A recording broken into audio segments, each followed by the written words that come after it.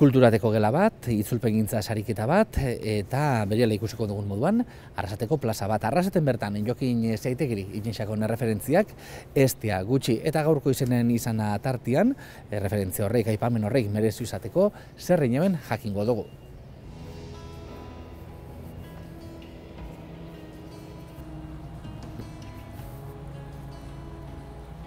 Anabelu Galde, kaixo berriz, be?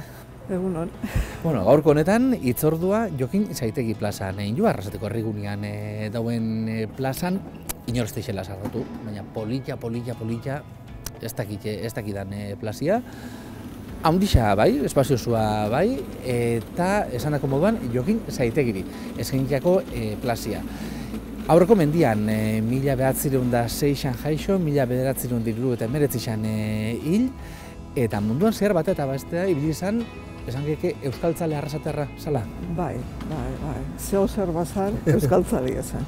Bai. Gusto bere bizitzako iparra euskara eta euskal herria, euskaradun herria izan zala. Bai, hori bazan Jokin. Eta horretan, bide luzia inoen, buru uste baino gehiago emunotzan, ez da? Berehala ikusiko dugu modu. Bai. Jokin Zaitegi izan, berak esaten modun, kaleko umia zen. Berak kaleko euskeri euken. Eta esaten dauen, miretsi itxauela Bedoñako Juan Arana, Loramendi. Bai, harek eukelako, beste jakitxurixa bat, naturarekiko jakitxurixa, behonek ez eukena. Kaleko umia izan da, ez da? Kaleko umia izan da. Orduko kaleko umia, zerrete da gaur egun kaleko umia, ez? Orduko kaleko umia. Eta bera buru belarri dedikau zen euskerara, eta ez bakarrik euskarara euskeriatik. Obra oparo bat itxi hauen, euskara jaso bat, eta unibertsitatean eta erabiltzeko moduko obrak itxi zituen. Eta hori berari zor jako. Normala zen, garai hartan euskararekiko alako atxikimendua edo gabitz berbetan, 20. mende hasieran inguruan gabitz berbetan. Hori. Nik esango nauke baietz, ja eskol jaixek baduzen, ipar eta egualdien, ikastoli sortu zen Mondrauen, bai, gerra aurrien, abadetxien, ikastola bat sortu zen, euskaraz ikasteko eskola bat sortu zen. Girue badau. Euskal berpizkunde bai, berpizkunde bada. Eta Jokin Zaitegi mundu horretako da. Eta mundu horretako figura handizienetariko izan zen.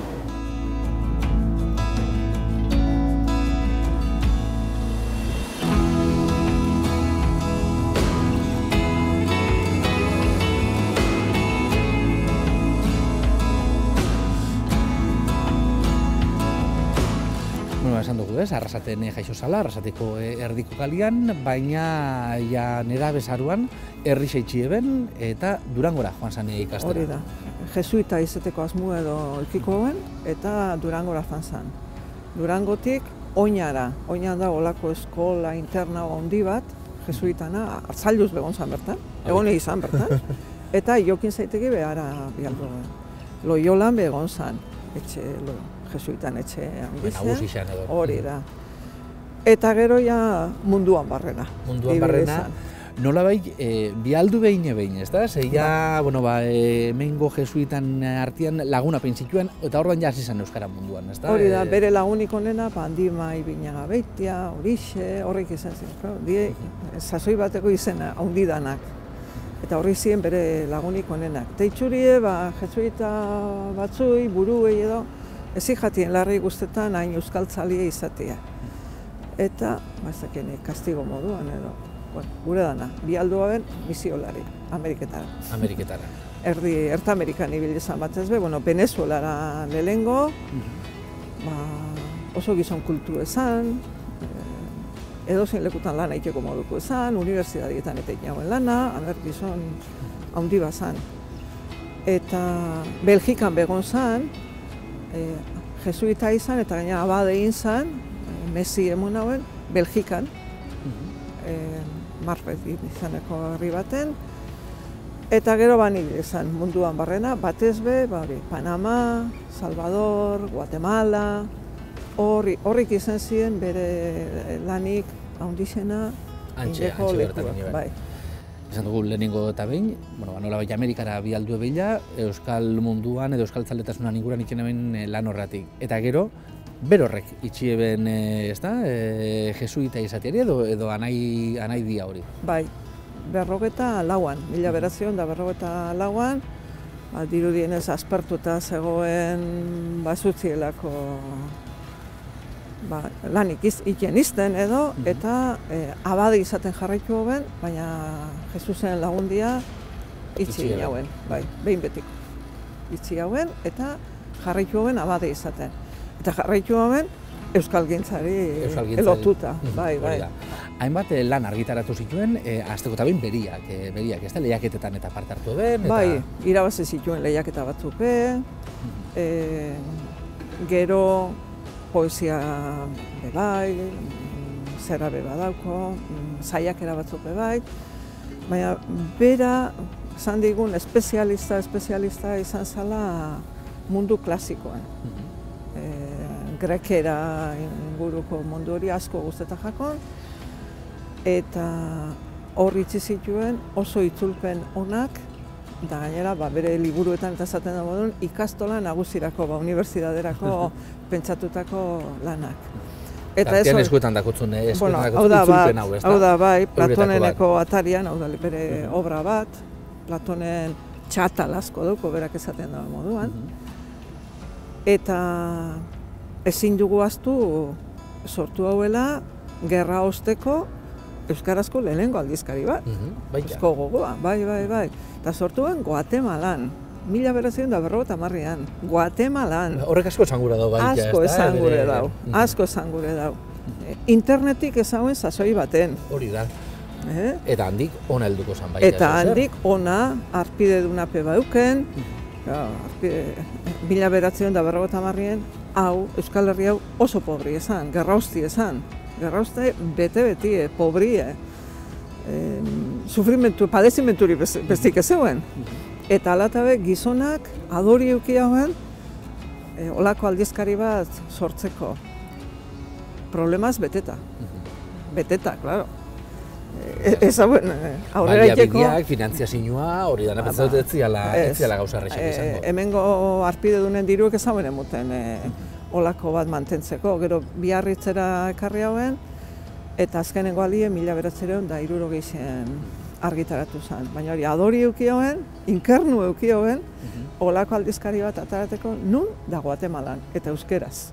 Eta gainera, horbe okerrezpan nago, ja ez bakarrik klasiko horrekoa, baizik eta literatura universaleko askoren lanak itzulixaz eta euskeraz agertuaz, ez da? Hori da, lehenengo aldizkari izan zen. Izan zen, egun sentiba moduen mundu ilun hartan, ez da?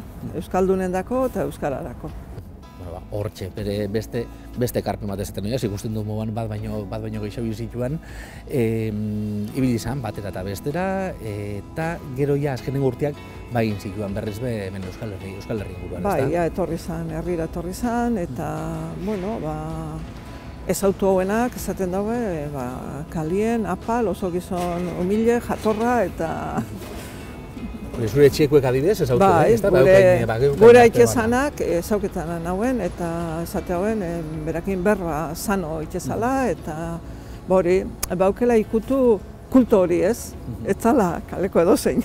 Igarten zala, ez da? Igarten zala, liburu hartien ibilitzako gizona zala, baina oso humila zala eta jatorra, oso gizon jatorra zala.